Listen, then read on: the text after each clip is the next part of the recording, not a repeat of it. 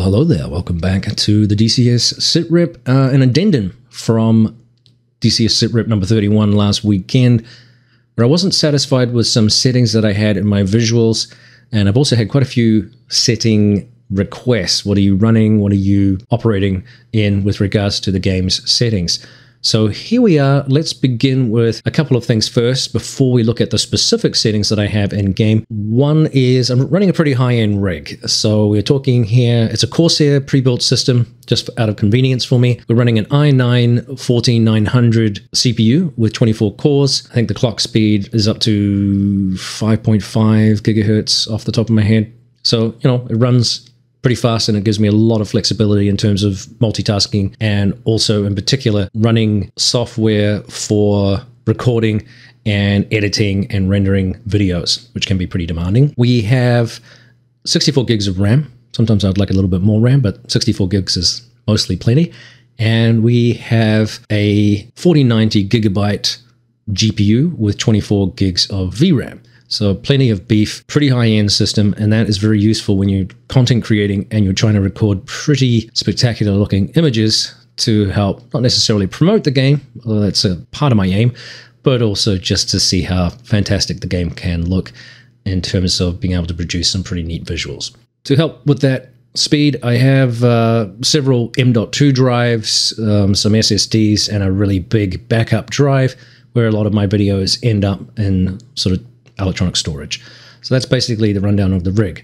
Now, as a PSA, remember, if you're running an Intel chip right now, particularly these 13 and 14 series chips, and specifically, at least not in general, there has been some issues with those chips overheating, basically reducing their longevity, because heat is generally the enemy of computer componentry. And the company was forced to actually increase the warranties on some of these chips, in knowledge that some of them are going to fail prematurely, potentially. And to get around that, an update has been issued, and you'll probably have to do that through your BIOS company. So you need to flash your BIOS, make sure that you've got the latest drivers inserted into the BIOS, and I believe that's how Intel was pushing out some of the changes. Now, it won't reverse, obviously, the damage that's already been done, but it will help prevent future damage. And if you obviously have a fairly new system, this will help mitigate any of that long-term damage. All right, PSA out of the way. Let's look at the specifics of what I'm running, which some of you have probably been staring at for the last 3 minutes or so.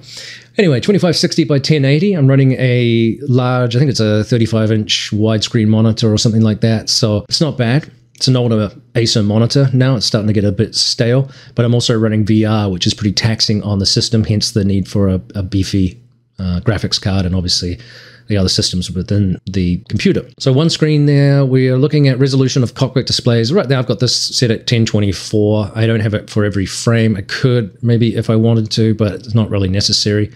The anti-aliasing we're running is DLAA right now. I'm playing around a little bit with DLSS. And obviously, as I said before, I'm looking for quality rather than pure performance. So FPS is not my main hunt here for getting the game's visuals to look pretty fantastic. So on that basis too, textures, terrain textures, shadows, those are all high. Flat shadows, blur is on. Secondary shadows is on. Triple S is on. Visibility range is extreme. So some of those things there, particularly your terrain textures and your textures and shadows, those are the things that are going to really make your GPU cook itself and work really hard to produce the visuals that DCS kind of operates with right now, based on the work that ED is doing. They're trying to, or have made some strides in this area. The game is visually very, very impressive, but still pretty taxing on systems, again, depending on how high you have your resolution and how you have maxed out your terrain textures. So it's fun to kind of push it, especially with a high-end card, just to see what happens. And so far, I'm relatively impressed with what I've been able to achieve with it. So civilian traffic, that's kind of redundant here, as it doesn't have a great deal of impact on performance, so that's at medium, just to create some interest on the ground. Clouds are ultra, that will have an impact obviously on performance. SSAO, I have that on. SSLR, I have that off right now. I'm always playing around with those two to see if there's any pros and cons with them on or off. Lens effect for dirt and flare here, I have that set. Heat blur actually is off right now. That should be on low. So make sure we save that. Motion blur is off. Motion blur amount is obviously redundant here. Depth of field, I have that off. JPEG, excuse me, is the screenshot format that I have. Color grading is not used. Canopy reflections, I have that sort of at 3/4 of a setting. Clutter and grass, I have that maxed out. Forest visibility, I have that maxed out. Forest details factor, I have maxed out. And same for scenery details factor. My preload radius, excuse me, is 100,000.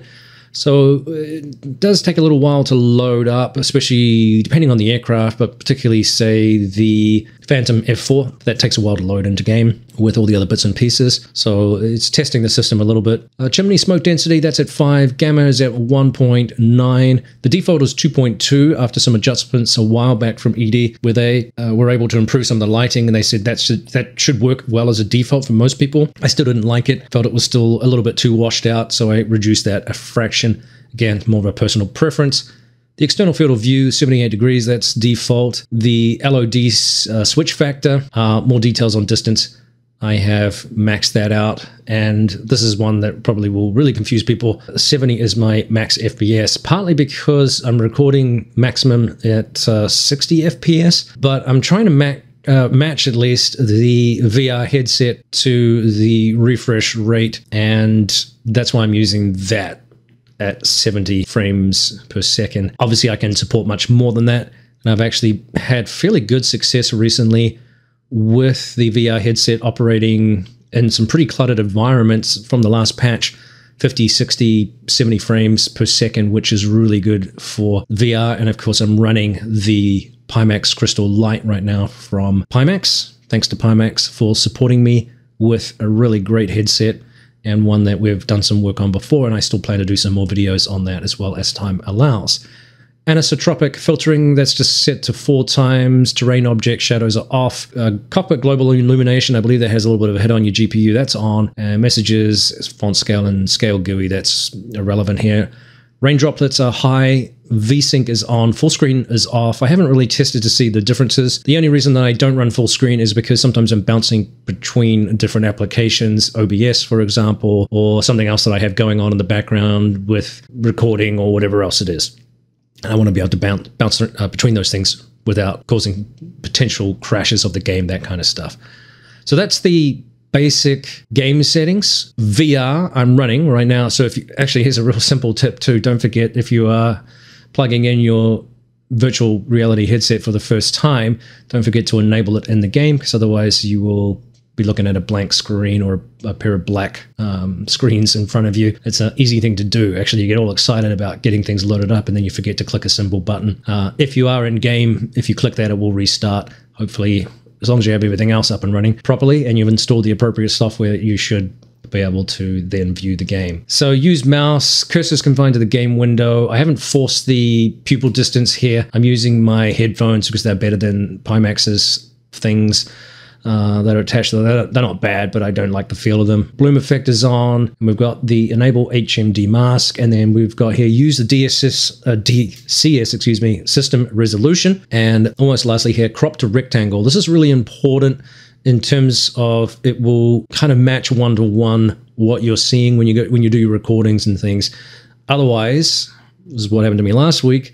My screen was all stretched, and so I did not do justice to Eagle Dynamics' Chinook, which was unintentional. Apologies to ED and also to the Kiowa. And I was trying to showcase some stuff for the Kola map, and I failed there, so apologies to Orbix. So that's basically it. I don't have any hand controllers for this. I do have some hand controllers from Pimax for that crystal and also for the standard crystal, but I'm not using these right now because I have a HOTAS for starters, and trying to reach for these with VR would probably be a little bit of a nightmare. If I was trying to reach them from holding the HOTAS, then I'm going to run into problems, so there's no real point in having that. So I hope that is helpful in some way. If you're looking for more spectacular visuals, say for screenshots or for recording for whatever reason, this might be something that you can use as a starting point. Again, I often look at other people's as well to see if they have something that I haven't thought of, or that they have something running that looks better. It is very difficult to tell from just the recording itself, depending on any post-processing and stuff like that, what they have done to improve. There are tricks you can do to recording things in slow-mo and then speeding it up for the actual production of the video. That can give you some really high-quality images, and I'm sure that there are people out there that do that when they make really cool promotional videos for Eagle Dynamics. So again, there's some tricks out there that you can do to make things look just a smidge better than perhaps what they do in game. I try not to do those things. In fact, generally I don't. Pretty much all of the footage that you see that I produce outside of transitions and some other bits and pieces is actual footage in game with the systems, or the system settings that you're seeing right here. So hopefully that again is something helpful for you. All right, that'll do. I'm going to leave you with some images now, some music, a little bit of an outro here. Cheers everyone. We'll see you next time.